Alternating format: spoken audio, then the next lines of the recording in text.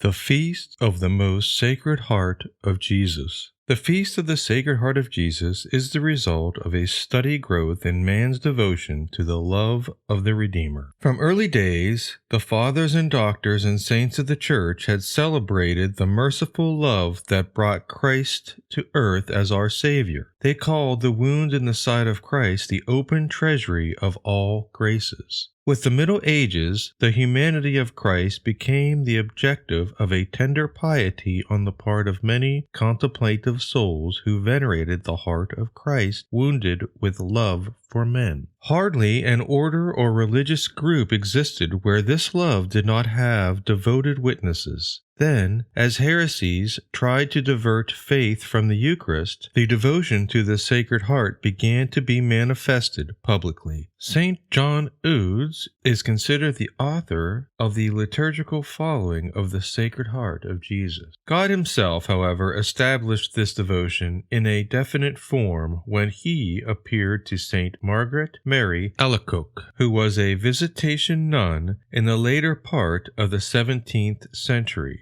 Our Lord then showed her the riches and desires of his heart, and complained that he received nothing but ingratitude from men. He ordered her to have established a feast in honor of his Sacred Heart on the Friday after the octave of Corpus Christi. In this way, the insults and injuries offered his Sacred Heart might be expiated. There were great obstacles to be overcome in carrying out the plans, but finally in 1765, Pope Clement XIII approved. Then, like a mighty river sweeping to the sea, the devotion grew. Pope Leo XIII dedicated the human race to the Sacred Heart, and Pope Pius XI raised the sacred feast to the right of the first class, with an octave, and ordered an act of reparation to be recited in all the churches of the world. In the private revelations made to St. Margaret Mary, our Lord made many promises in favor of those who honor his Sacred Heart. Among these is the one which has given rise to the devotion of First Friday communions. In favor of those who received Holy Communion on 9 successive First Fridays, the Savior promises that, "I will be their assured refuge in their last moments." The spirit of expiation or atonement has always played a chief part in the devotion to the Sacred Heart. Let us then add to the acts of praise and sanctification which Christ in the name of sinners has presented to God, our own acts of praise and sanctification. In this way we can and ought to console the most Sacred Heart, which is being wounded continually by the sins of thankless men.